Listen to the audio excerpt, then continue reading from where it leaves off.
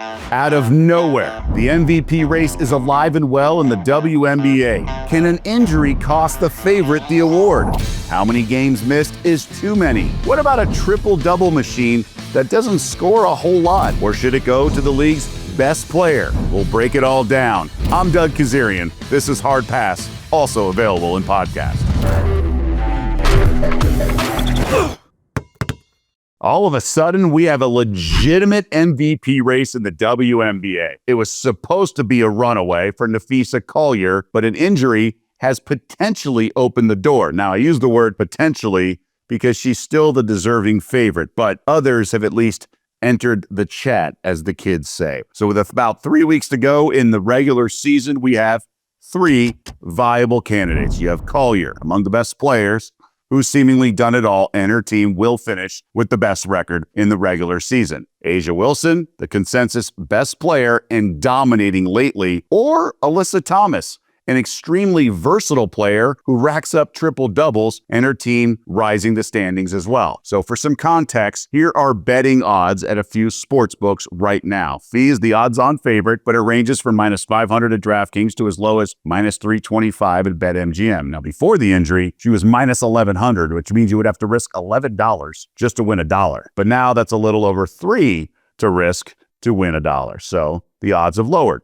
Also, AT and Wilson are lurking in the odds world, but not too long ago, each had over 100 odds to win this award. Yeah, 100 to 1 earlier in the summer when it looked like Fee, like I said, would be a runaway. Now, with awards, you absolutely have to recognize there's a giant human element to this entire process. The voters. And predicting votes means this exercise is not just about performance on the court. It's also about narratives and other variables that go into the minds of voters. For example, Wilson unanimously won it last year, her 3rd MVP trophy overall, so voter fatigue is absolutely part of the equation. It happens in all sports. Essentially, voters want to give it to someone else. After all, the WNBA, no players won back-to-back league MVPs in over 25 years.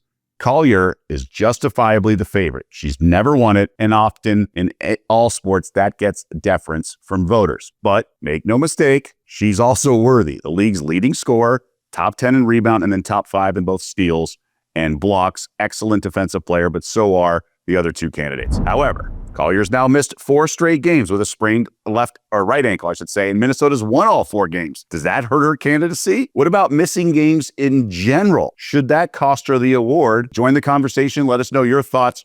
Should missing games be held against her campaign to win MVP? I think A'ja Wilson's the best player. She's been fantastic leading the Aces, who are now 5th in the standings, thanks to their 7th straight win. However, I think ultimately voter fatigue will prevent her from winning. As dumb as that sounds, it's just what it is in all sports with the MVP. Alyssa Thomas is interesting. Now, backstory, full disclosure, I bet her at 50 to 1 odds a couple years ago, and she ultimately had the most first place votes and barely lost. I just missed out on winning 6 figures. It still stings to this day. I could go off on a few things, some of the behavior, because there was some shifty stuff, but now's not the time. I do think AT could win this award. She's ripping off triple doubles, 4 in her last 6 games, but how high will the Mercury finish in the standings? Again, the Lynx are going to have the best record. That will be key. It's still Fee's award to lose. In total, she's missed 7 games. That's tied for the most ever by an eventual MVP award winner in league history. However, now the schedule's 44 games, which is the most ever. So missing 7, 8, 9 is a different percentage than it was back when 30-game seasons, 35-game seasons. But she is expected to miss more games. I just don't know how many. Another element in all this is how Collier is perceived and her accomplishments for women's basketball. She helped launch Unrivaled, a brand new league during the offseason so players could generate more revenue and not have to go overseas to play basketball. It's the 3-on-3 league here in the States. I do think that's part of the equation and part of why she's so well liked. By the way, Caitlin Clark tweeted after the Fever's comeback victory, and it somehow started an actual conversation about Kelsey Mitchell being in the MVP convo. MVP Kels. Now, I understand the desire to support teammates, and I get it, but let's be honest. This is the same as the crowd chanting MVP when a random player is at the free throw line. So what do I mean by that?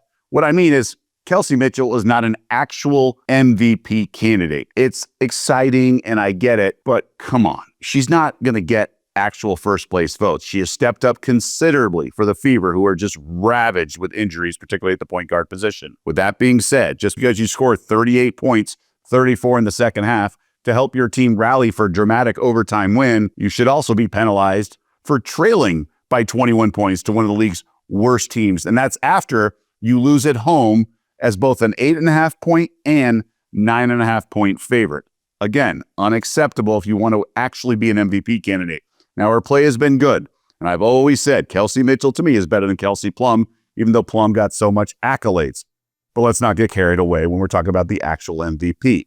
She's not a realistic candidate. Then again, supposedly the sharpest people in the world have her part of the conversation. DraftKings is offering 20-1 odds. I can't imagine that's legitimate. In my opinion, it should be like 120-1 odds or even higher. But I'm guessing a bunch of Fever fans have bet on Mitchell right after that comeback win, thinking they're going to grab big odds, but she's absolutely not winning this award. Don't waste your money.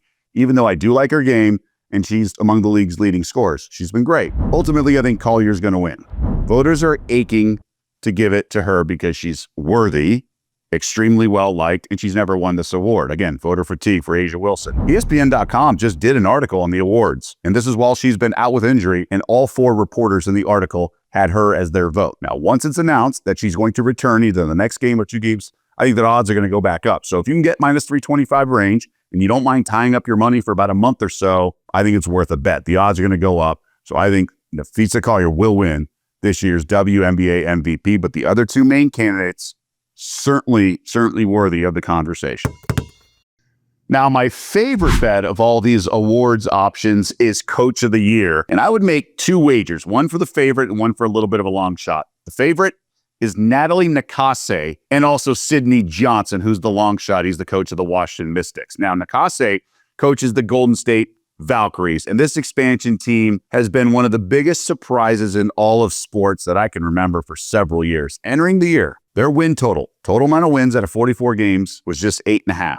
And they surpassed that by the All-Star break. Currently have 18 wins, and they're right there in the playoff mix. Total shock here. She literally took players that other teams left unprotected for the expansion draft, literally discarded and built a playoff contender while losing also their best player a month ago with a knee injury, Kayla Thornton. So this is the very definition of coaching.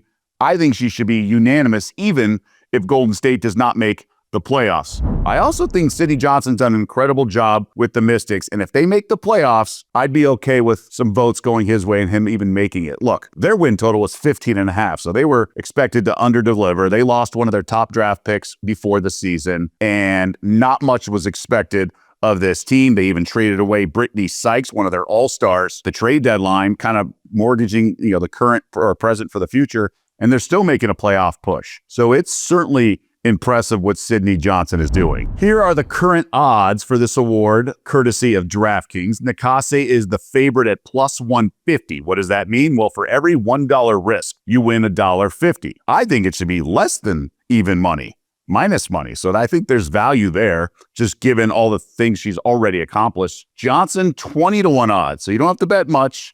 Right behind Nakase in terms of the competitors are Nate Tibbetts of the Mercury, Carl Smesko of the Atlanta Dream. Ultimately, I do not think those 2 guys get there. Again, going back to the human element of voters, they are new to the WNBA. One's a rookie coach, one's in his second year. Voters are going to tend to want to reward a coach like Nakase, who's been with the W for a while. Is just how it is. And she definitely has a worthy case, as I just mentioned. Just a remarkable job with the Valkyries.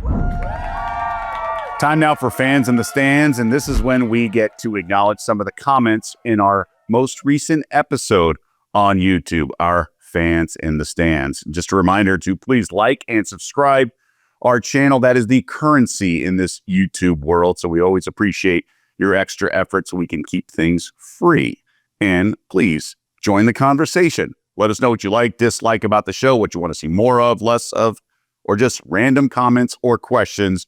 We will select a few and answer them right here on each episode. So the first comment I want to touch on is from PD6189. My main concern is college player props becoming more scarce or getting banned altogether. This was in response to Michael Porter Jr. of the now Brooklyn Nets commenting on what his brother did with the Raptors and just everything going on in basketball and some other sports, and baseball in particular, just the shadiness. Guys allegedly being part of a grand betting scheme and getting paid for manipulating either playing time or actual performance, shaving points. And we've talked about the dangers of it because integrity is so important and crucial to every sport. The flip side is bettors who want college prop bets on the board so they can, in theory, make money betting on them. So that is a concern for one side. The other is just the purity of the game, the integrity, and how that just cannot be compromised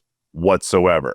Next question, or next comment, I should say, Ryan Huffman. Sometimes it feels like all the athletes cheating the game have direct knowledge of my bets and a vendetta against me, with a laughing emoji. I've been there, man. I wonder if some of these questionable outcomes, I was on the wrong side. It's just one of these days, I'd like to catch a break along those. We all get it. But it does bring up a point, not that Ryan would ever do this, but we have seen just the lowest of the low bettors sliding into DMs or even at games, heckling, or maybe seeing them in public, telling them that they accused someone of costing them their wager, maybe sending a Venmo request. It's outrageous. There's nothing lower than that. So if you've done it or you plan on doing it, please don't. Just that brings it all down. But it is funny hanging out with the friends to find out there was something against you, a little funny business when you were on the wrong side of that. Coach J. Becker's getting calls like she's Jordan. Yeah, that was an issue recently with Sophie Cunningham when the Indiana Fever faced the Dallas Wings. She was complaining that Becker's was getting all the calls, and some of it was playful, and Paige denied it later, then laughed about it. It was a nice sort of narrative and conversation between some elite players, or at least some well-known players. Paige Becker's, of course, the rookie, the number 1 overall pick out of UConn. She's likely going to win Rookie of the Year, although Sonia Citron should have something to say about that. She is getting a favorable whistle at times, but look, if you cherry pick a highlight here and there, you're going to get scrutinized in that regard. I don't think she's getting calls like Jordan did. There's not going to be a book written called Becker's Rules, but it was funny that between Cunningham and her in exchanges throughout the game and even post-game, I think on social media as well. So that's going to do it for this edition of Hard Pass. Just a reminder, join the conversation. Let us know some thoughts on these episodes. Also, please like and subscribe. It really helps us. And we'll see. We will see how these awards pan out with about 3 weeks to go in the WNBA's regular season. But I do think Napheesa Collier will, in fact, win the MVP this year.